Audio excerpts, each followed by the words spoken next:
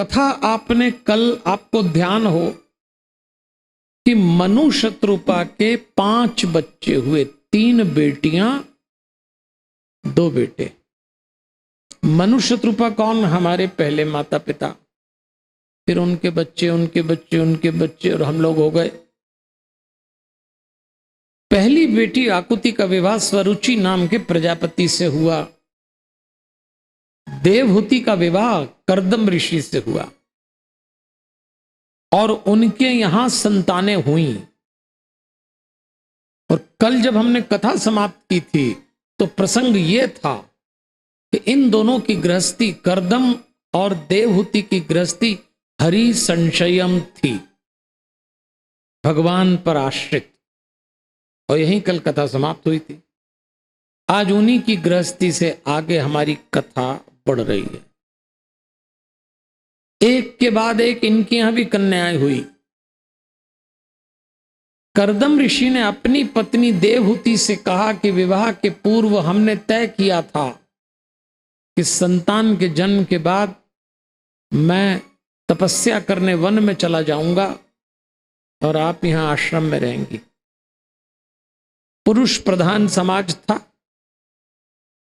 स्त्री ने मान लिया, लेकिन उन्होंने कहा कन्याओं को विवाह तो कर दें। एक पुत्र हुआ, उनका नाम रखा गया कपिल देव। भगवान विष्णु के 24 अवतार में ज्ञान का अवतार कपिल देव माने गए। पिताजी चले गए। एक दिन आश्रम में मां देवहूति ने अपने पुत्र कपिल देव से कहा, कपिल तुम ज्ञान के अवतार हो और मेरे मन में कुछ प्रश्न है। देवियों और सज्जनों, गुरु और शिष्य का सत्संग होता है, दुनिया जानती है। बाप बेटे में भी सत्संग होता है, पति पत्नी में भी सत्संग होता है, मित्रों में सत्संग होता है, लेकिन मां और बेटे में सत्संग हुआ हो ऐसे प्रसंग कम देखने को मिलते हैं। आज एक मां अपने बेटे से कहती, तुम आसन पे बैठो, तुम गुरु और मैं शिष्या, मैं प्रश्न पूछूंगी और तुम प्रश्न का उत्तर देना कपिल। ध्यान से सुनिएगा देवियों और सज्जनों, देवहूति ने जो प्रश्न पूछे ऐसा लगता है हमारी तरफ से पूछे गए प्रश्न, बिल्कुल हमारे जीवन की बात आ रही है। मां शिष्या बनी है, बेटा गुरु बना है और सत्संग आरंभ हो रहा है। यहां भागवत में ग्रंथकार ने भक्ति योग पे बहुत सुंदर दृश्य दिया है। अगर हम भागवत को ठीक से याद कर सकें तो 7वां स्कंद, अभी तो तीसरा स्कंद चल रहा है। 12 स्कंद, 335 अध्याय, 18,000 श्लोक का महान और विशाल ग्रंथ है। मूल पाठ पंडित जी अशोक जी महाराज कर रहे हैं बाराद्वार से आके। मैं प्रमुख प्रसंगों की व्याख्या आपकी सेवा में व्यासपीठ से कर रहा हूं। तो 7वें स्कंद में प्रहलाद ने अपने पिता को जो नवधा भक्ति बताई थी, अभी उसकी चर्चा है। मां बेटे की बातचीत हो रही है। मां ने प्रश्न पूछा, परमात्मा कैसे मिलते हैं? बेटा कहता है मां भक्ति करना पड़ेगी। अब देखो आप, हम सब भी भक्ति करते हैं, पर भगवान ने हमारे लिए भक्ति के भी 9 स्वरूप बताए। पहला स्वरूप साफ लिखा है, श्रवणम कीर्तनम विष्णु स्मरणम पाद सेवनम अर्चनम वंदनम दास्यम सख्यम आत्मनिवेदनम। ये 9 तरह की भक्ति है। श्रवण भक्ति जो आप अभी कर रहे हैं, देह से सम्मान के साथ प्रसन्नता पूर्वक कथा सुनिए, श्रवण भक्ति। दूसरी कीर्तन भक्ति। अब भक्तों ने कहा महाराज ये कीर्तन में तो हाथ आवाज चलाना पड़ते हैं। चलो भगवान ने कहा कोई बात नहीं, तीसरी कर लो, स्मरण भक्ति। तो भक्तों ने कहा महाराज स्मरण करने बैठो तो आपको छोड़ के सारी दुनिया स्मरण में आती। अच्छा, भगवान ने कहा कोई बात नहीं, चौथी भक्ति कर लो, सेवनम। हृदय और इंद्रियों से लगातार सेवा करो। भक्तों ने कहा कोई अपनी सेवा करे वो ठीक लगता, अपने से दूसरे की सेवा नहीं होती। तो भगवान कहते हैं पांचवी भक्ति दास से भक्ति कर लो, भगवान के भृत्य हो जाओ, नौकर। लोगों ने कहा ये भी थोड़ा कठिन है, तो भगवान कहते हैं छठवीं भक्ति अर्चन भक्ति कर लो। 16 प्रकार की पूजा जो करते हैं, षोडोपचार पूजन, ये भी मुश्किल है, टाइम नहीं है। तो भगवान ने कहा वंदनम भक्ति कर लो। वंदनम भक्ति का अर्थ है साष्टांग नमस्कार करना, मंत्रों का उच्चारण करना, वो भी संभव नहीं है। तो 8वीं भक्ति भगवान कहते हैं सख्य भक्ति कर लो, भगवान के सखा हो जाओ। अर्जुन, विभीषण, सुग्रीव, ये सब भगवान के मित्र थे। लोगों ने कहा मित्रता एक दायित्व है, हमसे वो भी नहीं निभाते बनता, ठीक है। भगवान ने कहा 9वीं भक्ति आत्मसमर्पण। अब जरा इस 9वीं भक्ति पे ध्यान देना, आत्मनिवेदनम, अपनी आत्मा को भगवान में निवेदित कर दो, इसको कहते हैं योग।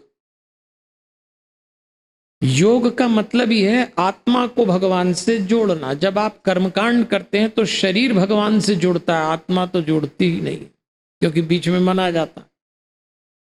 इसलिए 9 तरह की भक्ति बोली। देवियों और सज्जनों, मां प्रश्न पूछ रही, बेटा उत्तर दे रहा है। तो मां ने प्रश्न पूछा कि बेटा भक्ति करने बैठो तो मन नहीं लगता। क्या सवाल पूछा, ऐसा लगता है बिल्कुल हमारी ओर से पूछा गया। भक्ति करने बैठो तो मन नहीं लगता। हाँ तो होता है, हम और आप 1-1 घंटे भक्ति करते हैं, पूजा करते हैं, मन नहीं लगता। मैं ऐसे बहुत सारे लोगों को जानता हूं जो भगवान के सामने सुबह से 2 घंटे बैठते हैं।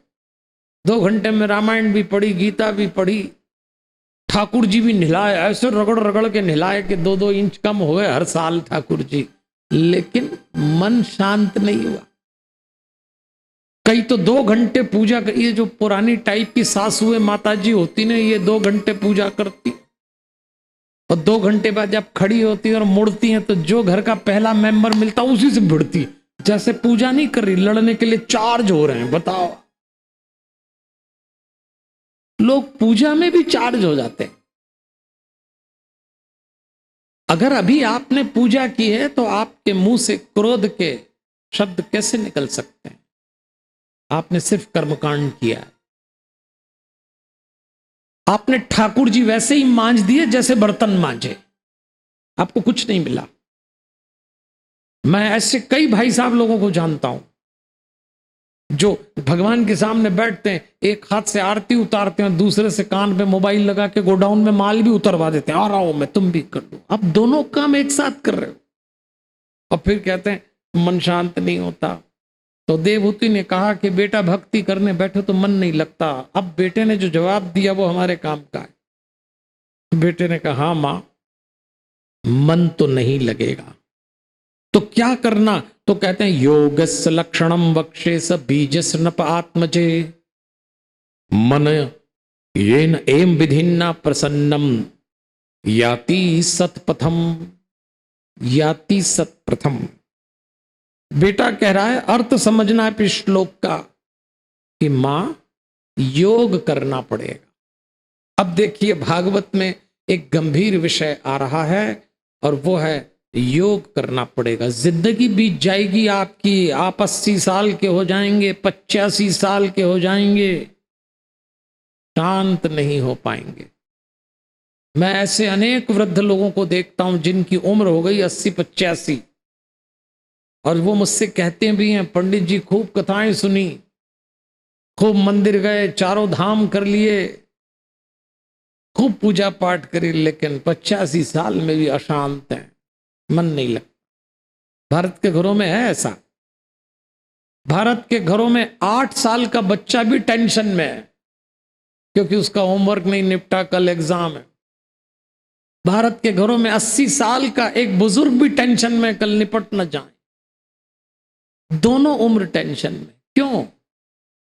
कोई चूक हो रही है। आइए बहुत गंभीर मसला आ रहा है, योग करना पड़ेगा। बेटा कह रहा है योगस्य लक्षणम वक्षे।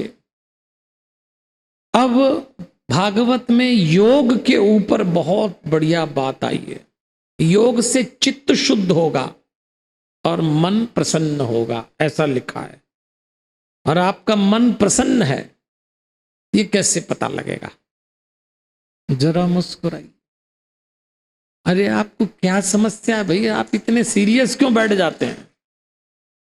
अगर आप शांति की तलाश में हैं तो मन प्रसन्न रखना पड़ेगा ये, और मन किसी का प्रसन्न नहीं होता।